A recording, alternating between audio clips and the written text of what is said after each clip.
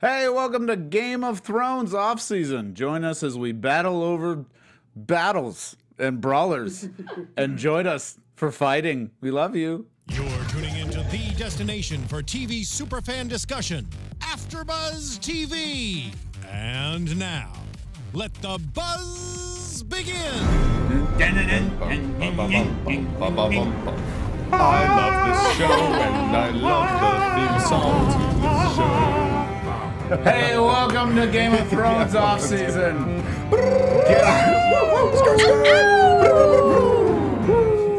We're back. I'm Dave Child. I'm here with our guest today. Hi, I'm Nate. And our host. So high energy for the battles. Oh, it's gonna be great. And of course, Hi, I'm Kristen. We've done this before. Hi, everybody. I'm Ryan Malaty. Welcome back to Game of Thrones off season.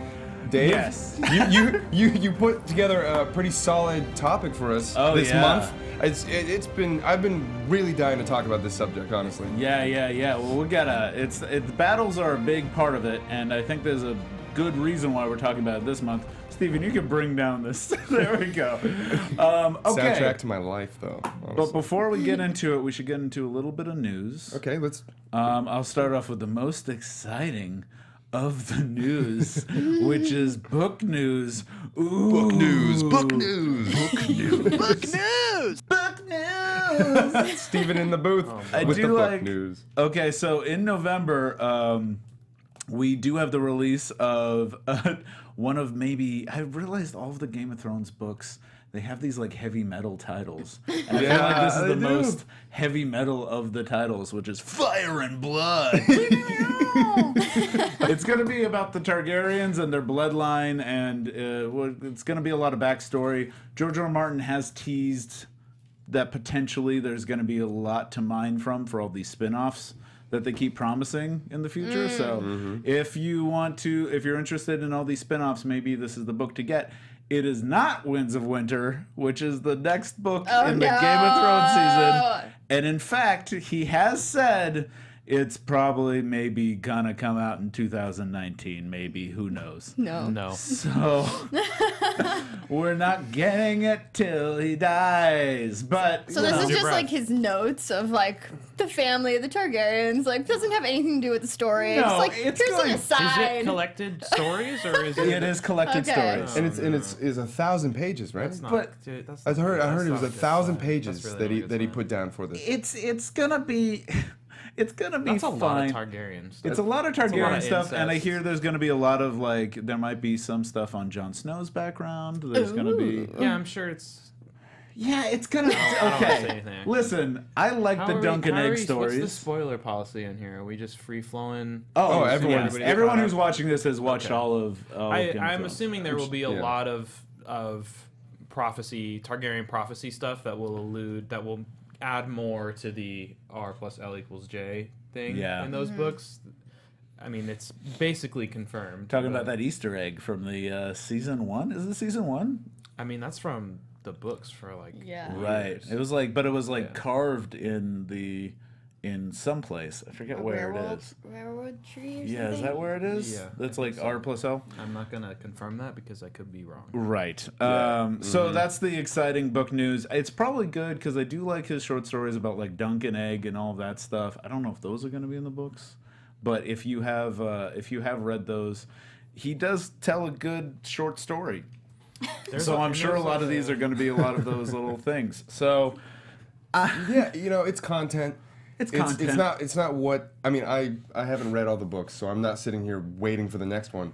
Right. But I hope that the book readers who are out there can at least take this and hopefully it can satiate them until. No, it's not. I mean, let's be honest. It's the book people will buy even if Winds of Winter came out tomorrow. They're still going to get Fire and Blood, but it's still they still want Winds of Winter. Yeah. But it's fine. It's fine. We don't care. It's fine. I go with the theory. I'm now with the theory that I think George R. R. Martin is waiting until the whole season's done on HBO. Sure. And then he's going to release Winds of Winter. I think that's for sure it. You know, He's that gonna makes blow sense. that up. Yeah. Whatever they do in the show. That makes like sense he's because gonna blow it up. Yeah, because then I mean I think the show is a life of it's a thing of its own. Yeah. Mm-hmm. And if he waits till it's wrapped and it's done and everyone is satisfied with how it ended, then he can go back and say this is the other universe that I've been working on. I think it's a smart move. You know, it'd be good if season finale. That's the release date. That would be great. So it would sell like hot So pies, here's hot what cakes. really happened. Yeah. Now that you know that story, listen to my story. Anyways, any other news? I've got some news, What some you got? What you got? updates about season 8. As we know, it's going to be 6 episodes, but each episode is going to be 70 to 90 minutes long. Whoa. And these episodes cost $15 million per episode. That's it? That's it! That's a lot of Dornish wine. We're supposed to get the very first episode in April 2019. So, guys, we just have to wait a whole year. Yeah, just 1 no year. big deal. No big deal. April They're next gonna year. wrap in December of this year. And they actually just finished filming a battle that took 55 days to film in Northern Ireland. 55 Cool. days to film. Wrapping that into my news story, there was actually a note. Thank you, Kristen. It didn't say I was done, but go for it. Well, that's what I was going to Well, you stole his news story. Okay, go for it. Go for it. Okay, Go well, for well, I just heard that so there was a post from the Watchers on the Wall that released a gratitude note from the producers about the 55-night shot sequence of a battle, which before the previous record was Battle of the Bastards, which took a month to film. Yeah.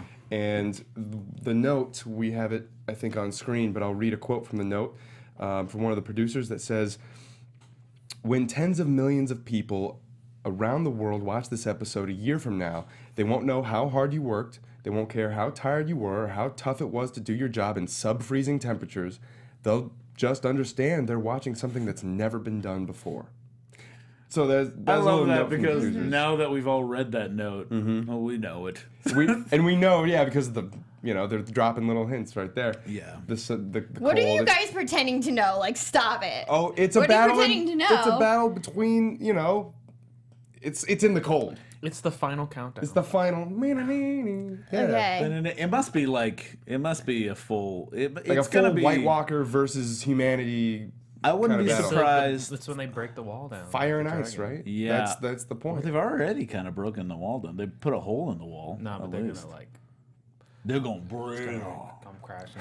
It's gonna break. Well, I was also going to say that I Yes. read that they're filming multiple endings, so everyone involved won't even know That's how what they- it ends. That's what they keep saying. I think there is a lot of trolling when it comes Yeah, to I the. don't think that is I happening. think so because in Vegas they normally only have sports bets, but this Right. time around they're actually having a Game of Thrones bet for you can bet on whoever you think will win Game of Yay. Thrones and rule the throne. So if love- you're feeling lucky, go to Vegas. I love the idea that in the sports bar somewhere in the corner are all these nerds being like, well, we're talking about Game of Thrones. Bran's gonna sit on the iron. No, there is not gonna be an Iron Throne. Bran is the Night King. Yeah. Okay, so that I put it brings- all on white. Put it all on. Put it all on the White Walkers. Put it all on. Now you guys know everything. Yeah. Knowing We're good. Knowing Martin, that's how the book really ends. Like Right. they just lose, and everyone just becomes zombies, and Yeah, that's it. And it's a Right. 1,000 Night years of King winter. forever. Yeah. I feel like there's still going to be like that bittersweet ending. I feel like it's going to end in that way where it's things are okay, but our favorite people have died. So it's like the sons and daughters of our favorite people are okay. Yeah. That's I what I hope so, assume. man. Yeah. Because I feel like that was where the true magic came from the shows. When as soon as they lopped off Ned Stark's head, Yeah. you're really like, wow, this is something different. This is, they finally like a real tragedy in an American, television. Yeah. Because I mean, usually everything's wrapped up in a nice bow, and finally we see actual ramifications for real life conflict. Yeah. Even though it's not something we want to happen, it's just something about it that makes you go, wow, that was special, that was unique. And I mean, if they can't afford the cast members for the spin-off series, then they might as well kill them off, right? Right. Well, the spin-off series is going to be like years and years ago. They're going to be like the prequels. Yeah. Okay, but talking about this massive battle brings me into what we're going to talk about today, which are the best battles of Game of Thrones. Yes. I came up with my 5 favorite battles. You might disagree with the order. Researching this, I might disagree with the order. But I feel like I want to start off with number 5 on my list is the Blackwater. The Battle of Blackwater. Yes. And I feel like this is a good one. Yeah, one of my favorites. This was the battle that kind of like started the trend of episode-long battles, penultimate episodes that are just like amazing. It comes in at the penultimate episode of season 2, so episode 9 of season 2. And it was actually written by George R. R. Martin. The episode was? Yeah, one of the few episodes written, if not, maybe, I think it's one of the few, written by George R. R. Martin. And it just only featured the battle. So what do you guys remember from this specific battle? Number 1, the song, Reigns of Castamere by The National. Like, what? That's the first thing that comes to mind. And I think that everyone played that, like, Shazammed it, Spotify instantly, and that became one of your favorite Game of Thrones songs.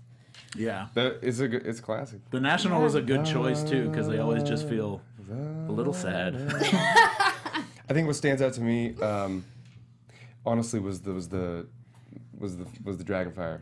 Yeah. I mean, Wildfire. Wildfire. What'd I say? Dragonfire. No Dragonfire. Not Not Dragonfire. No, That comes later. No, Not yet. the Wildfire. There It was it just is. there. It is. Oh, it's just so big. green. In this moment, I was so taken aback as to the production value of the show. I feel like up until then it was really well made, but like you didn't really see the money, you know. And this is the one time I was like, wow, these guys spent quite a bit, and it's just so well done. You know, to have, it's really realistic, but this is the first time you really see a lot of magic in something that's so raw. I mean, because these guys just have swords and stuff. You're seeing these like green explosions, and everyone's burning. It's crazy, man. I got lost in it for sure. It's also such a great moment for Tyrion too, Yes. because he really got to show off the fact that he can actually be a good leader and that Joffrey wasn't. yeah. No, but you saw a little bit of Tywin in him because he's able to really put these pieces together. He rallied the troops. Remember that speech? Oh, he was like, what did he say? He said, "There's brave men knocking at our door. Let's go kill them." Yeah. With his axe. And also little hatchet. it was pretty big axe, but I do like. That's what they all say. That's what they all say. You know, it does a job. It does the job. They also made sure that in a George R. R. Martin fashion that one of the high moments of Tyrion also comes at one of his lowest moments because he gets his face scratched in. Yeah. Which, as a book reader, at this moment, it was like he turned out okay. It's like a cool scar. In the show, it's a cool scar. In the book, he like loses a nose. He's also supposed to be already really ugly too. Yeah, and they have Peter Dinklage, who's like, he can get it. Right. He's pretty good looking. He's a handsome man. But I can get it. remember we were also kind of cheering for Davos, who was on the other side with Stannis' army. Yeah. So it was interesting because we Right. were all sort of cheering with like our favorite characters, like Bronn and Tyrion, and then Davos was on the other side. So it's like you're in this battle, but you're not quite on either side. This wasn't a like one side you're fighting for. It's Right. like kind of, you don't really care about the people that are behind the people. You care about the Right. people who are fighting. Yeah, I was cheering for Stannis. Why? Big Stannis guy? No, I mean, not really, but I don't like Joffrey, and I don't like. Oh, yeah. No one likes like, Joffrey. I'm fine with Stannis winning in that case, and then seeing what happens from there. But when the wildfire happens, you're still like, yeah. Well, I don't. The wildfire didn't win them this battle. It was a big deal, but they still stormed into. True. To the Because it was also to the- Loras showing up and Renly's Right. It was armor, really too. the reinforcements coming in, Yeah. and then just running a train on them. Loras and then Tywin came in with his. Which is Right. why I think it's maybe towards the back of these top 5. It's still a great battle, but it's also like one of those that relied on a lot of sudden appearances and Right. stuff. Yeah. And it was like at night.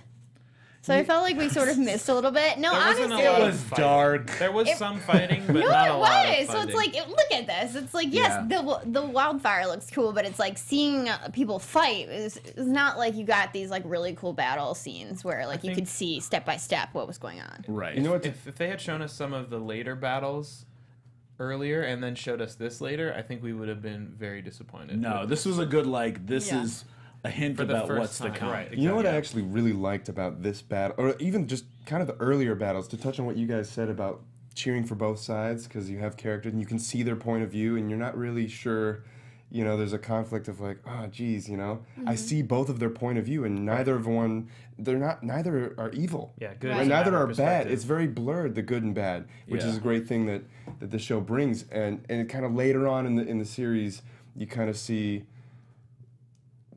a little bit more one-sided. Yeah. You know, yeah, like you're definitely clearly fighting good for and one. clearly evil. So, Yeah. But I liked early on how it Which did that. brings me to my number 4, which is maybe. Anyways, it's Battle of the Bastards is what I have as my number 4. I know it's low on the list. Yeah, it's like one of my favorites. How dare you? Possibly the best I modern agree. Yeah. medieval combat It's- sequence. It was pretty Yeah. good. It's an currently amazing in episode. existence. But listen, when it comes to the battle itself, it was cool to watch and there's great images. I just find it that it's I liked it a lot, but if you're looking at the battle itself, he just charges in, he's about to die, the reinforcements come out of You're forgetting nowhere. about the whole No. start, how it starts. No. And like That Yeah. apocalypto thing where he makes him run Zigzag. like yeah. Okay. Yeah, he the doesn't build up. zigzag. Okay, but him not making bad choices doesn't make the battle bad. Honestly, And then the way this ends with that massive overhead shot of the circle of them getting, oh my god, and then they're just Good. cutting him down and climbing on piles of dead bodies. One. Yeah. Oh my god.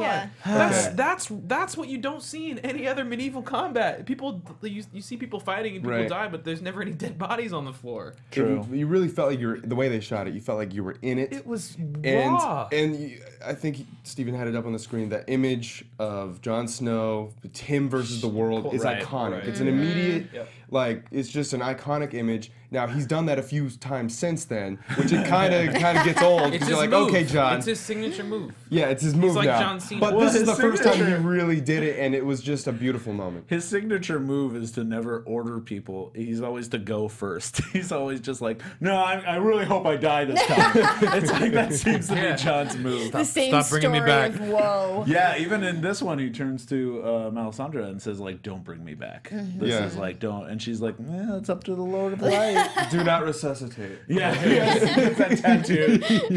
That would be perfect. I also think of the image of him emerging from the pile of dead bodies. I Yeah. just love that image when he comes out. Do you? Because you put this number 4. Okay. You know, do you want to just He backtrack and admitted say? at the beginning. Do you want to just that say in no he was particular wrong. order? Yeah, I No, mean, I no, think... no. We're gonna continue to shame him. From now on, we're gonna discuss why every battle after this is not worthy of being the next battle. And that might be fair. The thing that's interesting about this and I think this is maybe, I'm going to say this is why I put it right next to Blackwater, is they're both penultimate episodes in the season. This comes in season 6, and it's the penultimate episode, and you could see after Blackwater, they really figured out their formula. Yeah. Where they're like, okay, the penultimate episode is where like shit really goes down. Yeah. And that's, I'm Right. sure that 55-day battle, that's either the penultimate episode or the penultimate and final episode. You know, it's like both of them. I don't Maybe. think it could be the last one. That could be I like a don't think so. mid-season thing. That's what even. I think. Because I think it's they- mid-season. And I think the reason why they do these episodes penultimate like this is because with this show, when all these big events happen, there's always a lot of power shifts and things that change. Yeah. So you just have to have time to talk about them. Like even to Yeah. get them to the point of where it's a cliffhanger, you can't just be like, all right, that's it. People would be very, very upset. Yeah, Right. that's true. That's true. I mean, But I feel like so much came out of this. Can we talk about like the aftermath? I mean, and not just like from John wailing on Ramsay, who was I don't get why people didn't like him, but Ramsay?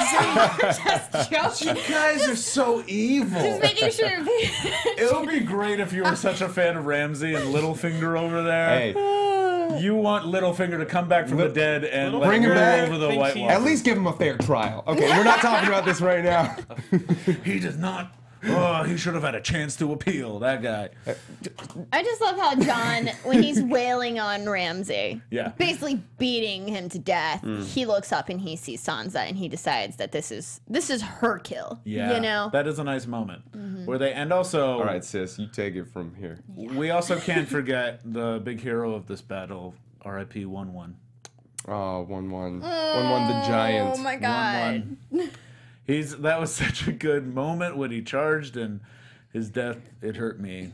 It was beautiful. As a giant myself. It was very Braveheart-ish, the whole battle. Yeah. You know what I'm saying? Like, I haven't felt like it was like it was so authentic and it was raw. It's also a lot of charging, and it's a lot. Yeah, two sides. Yeah, I mean this aside from this shot being iconic, just the Steadicam work that follows this immediately at when the chart and the horses are running in front of him and he's fighting with people and all that choreography, and a lot of that stuff is just single takes. Like that must have just taken forever.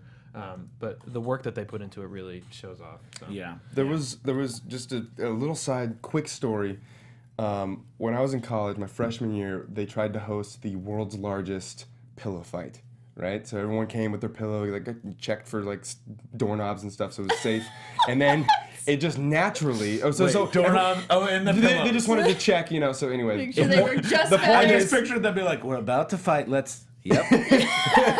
Okay, it's locked. No one will come in and see our pillow fight. No, but it was there was really not a lot of order to it. They were just like, all right, there's thousands of us there standing with pillows, and then there was like a big air horn, and they're like, go, and so you just start wailing on people, but naturally over maybe like 10 or 15 minutes of just pillow fights, there ended up being like two distinct sides. Right. With like one leader on one side, like marching in front of their pillow, waving, you know, patrons. They're like, "Follow me!" And just two sides clash, and I was right in the middle of it. It was awesome. It just naturally happened that way. It's the closest I'll ever be to a battle of the bastards. Yeah, I like the idea. It was like that was my nom. I was in the shit in the middle of this. Feathers everywhere. Feathers everywhere.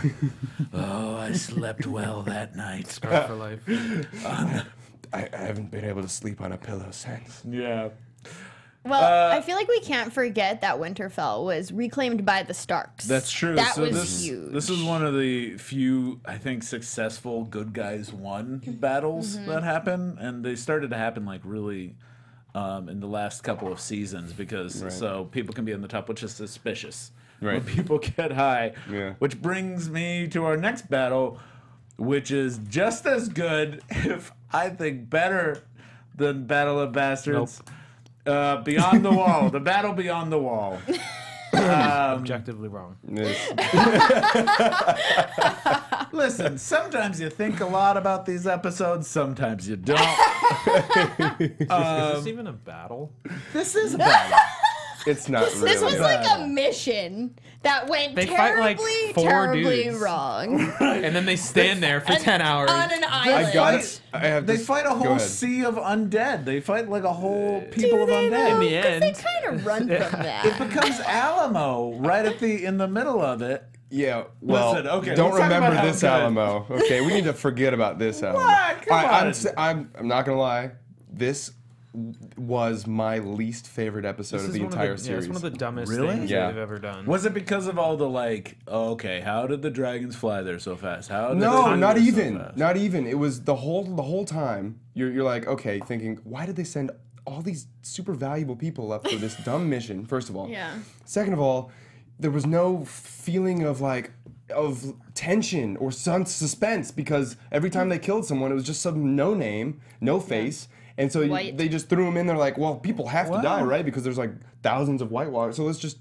And every time someone died, I'm like, I thought that was all of them. And then there was like someone else who like died. And you're like, well, who was that guy? No one cares. Okay, it just felt so like... Their priest of the Brotherhood did die. And he was... It wasn't even cool. It was dumb. It was like George told them this is what happens at this point, and they're like, how the heck do we get there? Well, I guess we got to do this episode where this happens. But the good thing about this episode is it does turn the whole tide of everything around. But it's so obvious. So would you not put this on the list at all? No. Not at all? I think yeah. I think there's a lot Nate's of right. I other think it was one of those battles. things There where are earlier battles that you. I mean, and what are George said we need a dragon to be in the hands of the Night King, and they're like, how are we gonna do that? How are we gonna get a dragon up there? I like your image of just George R. R. Martin be like, we need do it. I'm not gonna tell I don't even you think how. it's like that You as much figure it as out. they're like, all right, George, so how does this end? Well, the Night King's on a dragon and he flies. He has a dragon? Oh, yeah, he got it from. What? Yeah, it happened already. George R. R. Martin's just like, I don't know, but you need a bad dragon. First, you need a dragon. First, get a bad dragon. I'm not gonna tell you how to do it. Just get a bad dragon. Just do it. I'm George R. Martin. That's exactly how he talks. That's exactly how he talks. Look at my fishing cap. I'm never gonna release these books. I recommend listening to A Song of Ice and Fire on audiobook with his narration. It's fantastic. Jon Snow. He wakes up and he's like, oh my god, I'm not dead. That's honestly, that made the episode a little better for me. Good, thank you.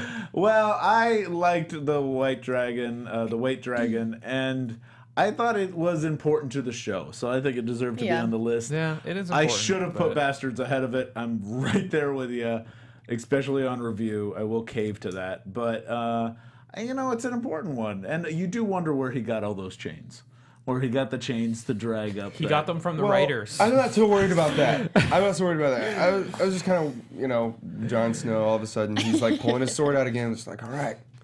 And then his Uncle Benjen, right, comes and they didn't even share the horse. It was like one of those moments in Titanic. It was like, why didn't you just share the door? Why didn't they share the horse? They could have both rode out together, you know? Well, he needed to fight behind so he had like the chance. So Pixar released it. Sorry, hold that thought. Pixar released a. This is about Pixar. It's important. 21 or 22 something. Basically, pieces of advice for storytelling, and one of them has always stuck out to me. That's coincidences that get characters into trouble are magical. Coincidences that get characters out of trouble are cheating. And so when Benjen rode up right at the last second, it was just one of those moments where you're like, oh. Okay, and then the dragon came at the last second. You know, there's everything so last second that is coincidences. Yeah, that's like, a good point. Hey, you're here just when I needed you the most. You know, and the it only just kind thing I of would makes it say feel to like play devil's cheating. advocate is they do lay some groundwork to kind of hint that those things will happen. Yeah. To hint that, like, Daenerys knows where he's going, so that tells you already the dragon's gonna come if they need trouble. Two, like, what the other thing you were saying is they hint at I lost it. It was Benjen. Right, the Benjen. He's the I don't know. I think they're gonna explain more, but there's something with him and the Three-Eyed Raven and knows what's going on and being able to see explain because they kind of these just major said events. he's good. He's like a White Walker, but good, and that's like kind of it. He's like half White Walker. He's like when they made the White Walkers in the beginning to like fight for them before they all turned evil and turned into this first, not the first men, the what do they call the elves, the little fairy Children of the Forest. Children of the Forest. I think so. I think it's one of those things maybe. Right. That's all theory. Sure. So I think that's why he's like on their side too.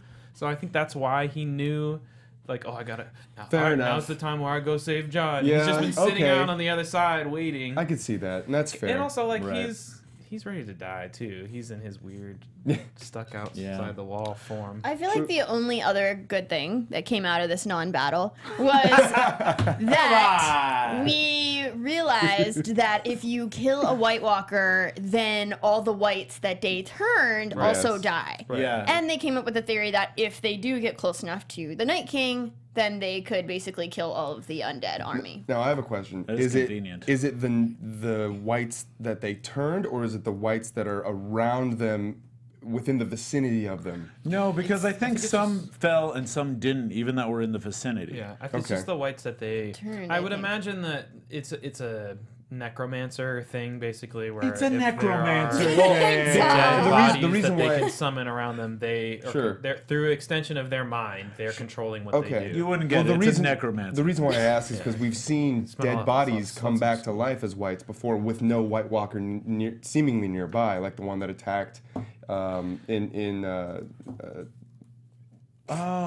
You're right. The Castle So Black. it might not be a Craster's Keep or necromancer whatever it was. thing as much as it is just like a mind control thing. They have some type of connection with these zombies, and whenever there must be some type of infection because you're right. We see that completely disconnected. But it might be. It's still, I think, connected to one White Walker. I think you still have one person kind of being like, ooh, death nearby. Yeah, I would imagine that one's mine. Sorry, like Bill, I got that one. So it's a little ambiguous, but at least, we did find out that that's the way you take out whites is take out the White Walker. I think it's like a warg kind of a thing. Right. Okay. Wargy. Okay, so before we go on, I have a little game I want us to play. So in this one, it's just, this game is argue for your fighter. Choose a champion to fight. And then you guys are gonna argue back and forth. Why are we stretching? Getting ready to battle verbally with our opinions. Verbal fights. So, Kristen and Ryan, you guys are up first. Sure, yeah, no problem. I mean, we can if you want to go. No, we were just warming up, but no problem. You guys were stretching. We haven't stretched out yet. Okay, all right. So in this round, yes. Who's your fighter? Do you want to explain the parameters? Oh, let me explain. Okay. Yes, the rules, please. Sometimes you think about these shows. And is there a shows. referee? I'm the referee. Okay. Especially when we're fighting. I'm the referee. So in this case... Wait a minute. You choose a fighter, or I can give you a fighter. I basically gave you a fighter. We have champions. And we're talking about this fighter at their prime. At the height of their training, at the height of their fighting. Yes. I thought we were talking about current. No, I said at their prime. Okay.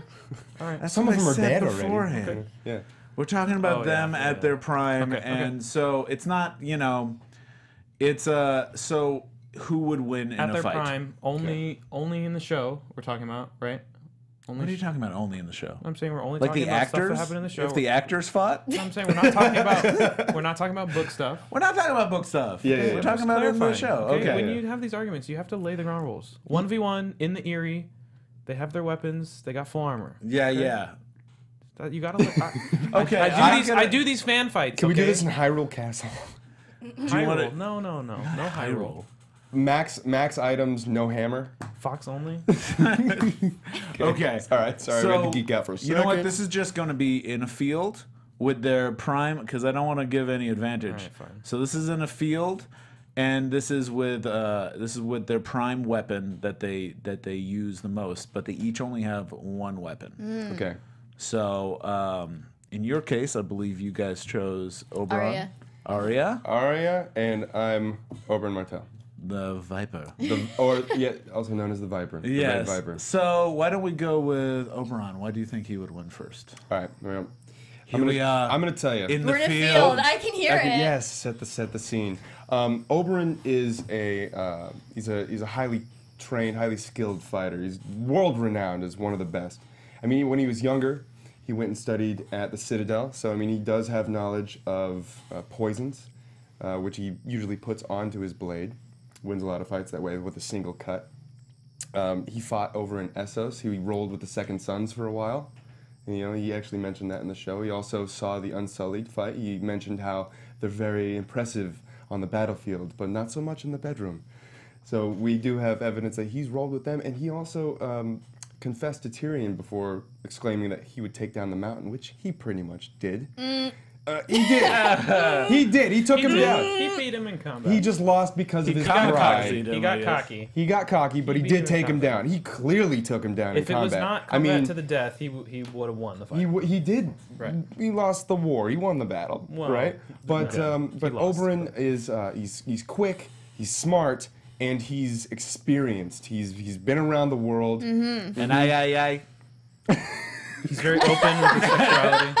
And the last thing that he did confess to Tyrion is that he did a lot of fighting in the pits of Meereen. Okay. I mean, this is a guy who is going to take down anyone who you put up against him. Okay, now Arya. Okay, so if this is a question of the battle of love, I have to say Oberyn all the way because everyone knows I love him. Like, you guys just know, like, love, love, love. But because we're not talking about love, and we're talking about the needle and some battling, I mean, Arya, obviously, she already died, okay? Like, she can wear anyone's face. So, like, she could totally deceive him and wear... What do you mean already died? You can't deceive someone in a 1v1 duel. Okay, you guys aren't fighting right now. No. I'm just saying. I'm not saying you can't use the fact that Viper has died against him. No, I'm not. Okay. Arya has as Yeah. like a saying faceless she died god. as Like a she's person. I see she's what you're basically saying. died as who she is. So she's not fighting for anything like pride and her sister being raped. I don't feel like she is. Like, although her sister has been raped and so has his, they share that terrible trauma. Maybe they'll bond. I feel like that's most of the cast of Game of Thrones. Their sisters have all been raped. That's terrible. Getting back to why Arya is so badass and would be anyone is because she can literally be anyone. She could, Well, you know... she can look like anyone, but I don't think she absorbs their skills like Kirby. You know, she No, doesn't- it's not even about her skills. I mean, he would be so full of pride, he mountain's wouldn't face be able to fight her. And should her eyes be taken out like his was, we know she can fight blind. So I really can. don't see her actually being Well, defeated by anyone I will bring other up. than Jaqen Hagar. Okay, I will concede to the fact that Arya is quite like a ninja assassin. She's pretty badass. Yeah. And if the playing field, or the fighting field, were in the city streets of Bravos, perhaps she would have an advantage. But in an open field, I'm sorry, Oberyn's spear would take that little girl out. No. She would run around that spear. Good luck pinning She her down. is a good water dancer. Yeah. Do you think there's anything else that Arya would use against the Viper? Like, what would be her tools to use against the Viper? I mean, she would probably take his. I mean, we've seen her do that. She would take whatever he was using and use it against him. What are you gonna say? Okay. You got something to say? Okay, I'm gonna say. What do you think? Who do you think won? You guys can decide who won ours. Okay. Okay. And we're gonna decide who won yours. Yes. So who do you think won that argument between the two? I mean, Oberyn wins the fight. Arya doesn't. She's not. Arya's not a fighter. Using their arguments, though. The arguments have to be correct. Can I make stuff up too? The thing is, what I was looking for, because I would say, I would be on Arya's side Yeah. normally. I think Arya. But the argument that I was looking for, What do you you want did me to not bring argue? up. What do you want me to argue? Which was that she would use his pride against him. I said pride. But how? I said You that said how many the pride, times? but you didn't say like I would egg him into being defeated. Like, wouldn't use the pride to either both. Or mentioned I it. could imagine maybe in an open field he goes out there to meet who he thinks is going to be Arya, and their standing is Ilaria, his Ilaria's sister, fine. his dead Yeah. sister. If she Wait, was dressed that as was his dead his- sister, yeah, you raped her, you murdered her, But you killed her Ilaria children. was his I Ilaria forget. said- wife. Ilaria was his wife. Oh, I don't right. know the name of his sister. Elia. Elia. Elia, Yeah. Elia, yeah. Yeah. Elia Well, said- that's what I mean. Rhaegar's I mean, if you want me to paint Perhaps. you a picture, I'll fucking paint a picture. That's the point of I this. think Arya can kill Oberyn, but not in a fight. She's an assassin. If she wants to kill him, Sure. he's gonna die. Yeah, She's just I mean- she's a smart plan. Figure out a way, manipulate, deceive. She's an assassin. She's I'm not saying a she's warrior. But she never can going get- to get Oberyn beat has been in a fight. after fight. After Okay, he's gonna okay. crush her. Okay, I No. disagree. She, I feel and better yet, she would never take him in a one-on-one you're combat. not fighting. You're judging them. Ding ding ding ding ding. judging Round them. end of round Okay, one. I would say the round goes to Oberyn. Whatever. But I would say Viper. that she could get into his head, so I think that she could win personally. She could. but I think that round went to you. But she didn't. Okay, so she our kill did. anybody. I mentioned it. She could. I think she is the deadliest person. okay. I think so 100%. too. I don't think there's anyone who could beat her. But Like in a- she fought in a- with Brienne, she and didn't- Brienne's like did she not can fight. take. She did not fight. They with were Brienne. practicing, and she Okay. was like, she can take Were they care fighting? of Okay, it's herself. our turn now. Fine. It's our turn. Okay, so our fight is going to be you're Bronn, Braun the Blackwater. and I'm Brienne. So Weak ass Brianna Tarth. yeah, we did not. I'm purposely choosing people that have not actually fought each Right. other. That's so good. That's who a would good fight matchup. between Bronn and Brienne? You go first. I go first. All right. Well, Ding, ding, ding. if we look to the wisdom of the formerly best swordsman in the realm, Jaime Lannister, and who does Jaime Lannister hire to help him learn how to use his other hand to fight? But Bronn the Black. Because he knows how good of a swordsman Bronn is. Bronn is, like, if you watch how he fights, when he duels that guy, he's like a half asleep. He's like drunk. He's not even paying attention. He's never stressed. He dances around. He's like, all right, I'm done. Cuts his arm, waits for him to step into position, and just murks him right through the armor. It's over. Just drops him. It's done. Okay. Then he charges at a dragon. Right. Balls out. No care. Balls out. Okay. Think of all the battles in the thing. show that Bronn has been in. How many people he's killed? He has the highest kill count, for the record. He has the highest kill count. Does he? 'Cause He that has the highest. can't- If you count all the people he killed with his arrow at the Blackwater with the wildfire, as people he I killed. think he has Cersei the wins, highest- That's wins true. the kill count. Yeah, Honestly, but that's not a true. battle. That's just Massacre. that's just It's just bombing. life. So Terrorist. if we use Jaime's logic, if we use Jaime's judgment, then we got to see, well, who did he give his sword to? Who did he think is worthy enough to give his sword to? That's not and that's Brienne. But that's because she's fighting for a noble cause. Bronn's not a noble fighter. That's what makes him a good fighter. I think that's what will do him in the end. Okay, I feel like step up. No, break no, it up, no, break it up, break it up, clean, you clean gotta it make up. your argument. Yeah, I you feel get- like okay, and yeah, fight. I'm getting to it. You're okay. you're talking over me, buddy. No, you're responding to me. You're not making your. I'm getting to you it. make your statement. Ding, ding, ding, break it up, break it up. All right, guys, let's have a clean fight. Okay, all right. So Brienne, I think, has been established as one of the best fighters of the show. She's fought against. Are you talking right now? She's fought against Jaime. She's fought against the Hound. She's defeated the Hound. She's defeated all these people. I feel like she's a strong fighter. She'll be someone that I think Bronn would underestimate, and I think she'll win because of that. And I think that she has better armor, she has better weapons, and she has height and I think strength on her side more than Bronn. I think the only way Bronn would win is if he runs away, because that's what he would end up doing.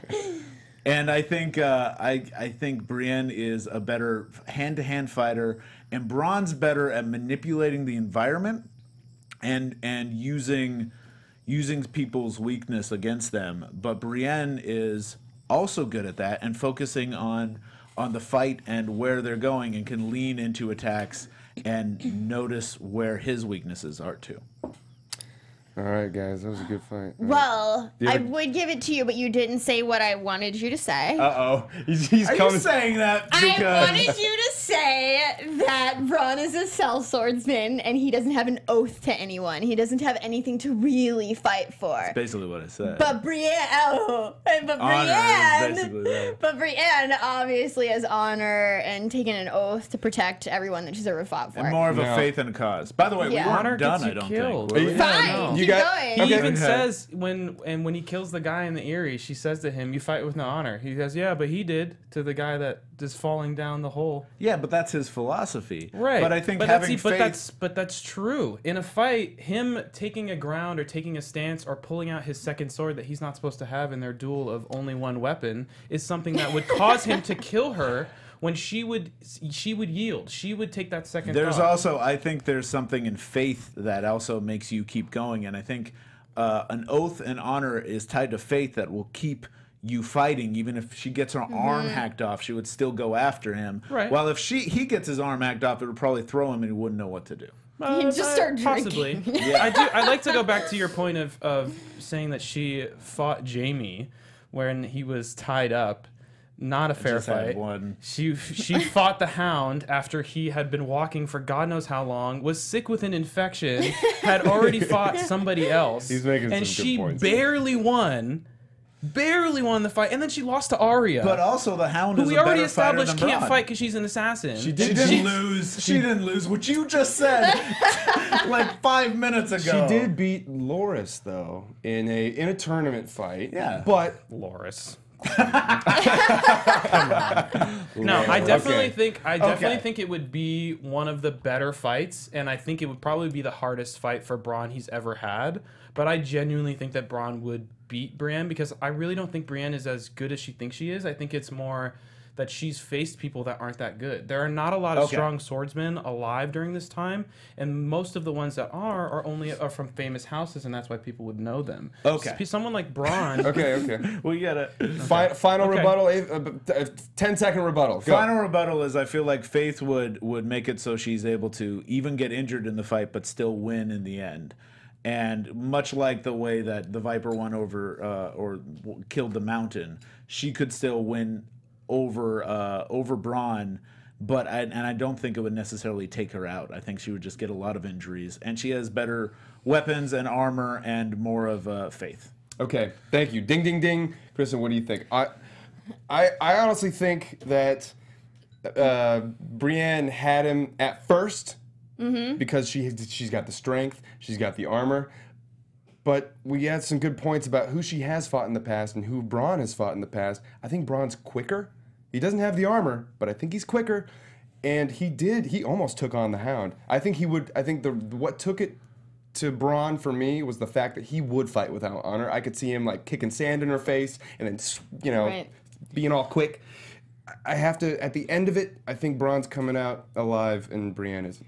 I'm going to have to disagree, because if you follow the patterns of this show, it's female domination at this point. We got Arya killing Oberyn, and we got Brienne killing Braun. End of story. We got 5 minutes left. Okay. All right. I yield. Oh, crap. So, last couple battles? Last couple battles I had were the Gold Road. Yes. Let's just talk about how great the Gold Road was when they fought. It's also on the Rose Road, but it's called the Battle of the Gold Road because they were traveling with gold. Right. And it's just that battle was so great. Braun kicked so much ass. He did. Why are you like discounting? I just think if you're talking about battles, like the fighting in this is not that great. It's just it's really cool to see the dragon. It's really cool to see the dragon used in a tactical way of like, yo, we're at war. I have a dragon. Let's effing use it. This Like, is that the was first cool. time we used Seeing dragons. them charge at the dragon and all that. Westeros. That was cool. But like also, the like, to battle fight itself, against it. Man.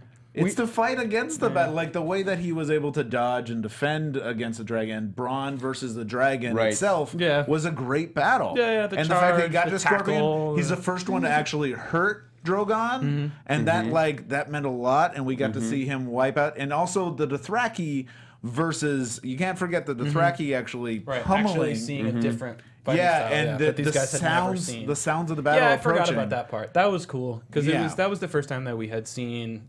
You get these, traditional feudal knight combat style, which is full of honor and stances and stuff versus the Dothraki wild berserker. Okay, we got running out of time. Yeah. So. I just wanted to say about the scorpion that they built, that they were like planning to injure, the dragons. That was huge because we were all so worried about We that. were wondering how that was going to play out. I was just worried about, like, at the end, I was questioning Dany when she killed, obviously, Randall and Dick and Tarly. So that stood out the most for me. I just love to see the dragon blow some stuff up, man. You can't beat that. I mean, we've seen the dragon used a lot, but this is the first time you could really see how a single dragon can turn the tide of a major battle. All of a sudden, it just made it that much more real. Right. And final battle, I wanted to just mention, really this is here because of the Night King, but Hard Home is what I also have because that was such a great... Hard Home was really good. It was such a great moment. And it was such a good ambush. It's like it's an ambush battle. It was like an intro to Battle of the Bastards. But it also had a great like back and forth because you saw the White Walkers be surprised with the Valyrian steel when they fought, and it totally surprised that White Walker when he was able to defeat him. But then also when the escape and he just looks back and sees the Night King. Rising. The whole like, oh shit. And don't forget about the zombie children. How freaking creepy was that? When they run off the cliff and they pile up, right? I mean, it was like World War Z, like The Walking Dead. Days later, like they were so fast. We've never seen them that fast before, by the way. Right. Yeah. It was crazy. They're always just trudging along in the blizzard, just like aimlessly. And this time they had a mission of massacre. They had a target too. Yeah. Didn't we even lose a giant in that? We did lose a giant. We lost, I think his name was like Jordan. One's brother. Lord London, something like that. Yeah. Okay, so that's it for us. I hope you like this list of battles in no particular order. There he is. That were some of the best battles that we had. Ryan, where can they find you? You guys can catch up with me at Ryan Malaty at Twitter, on Instagram, Snapchat, everywhere. And we'll see you next month, I guess. Huh? I'm Kristen Elizabeth Snyder, and you can follow me at Cinematic Escape on all the realms. Cinematic Escape. What's up, guys? Nate Miller here. You can find me on all social medias at DogLikeNate. And I'm Dave Child. You can find me at mrdavechild or davechild.com.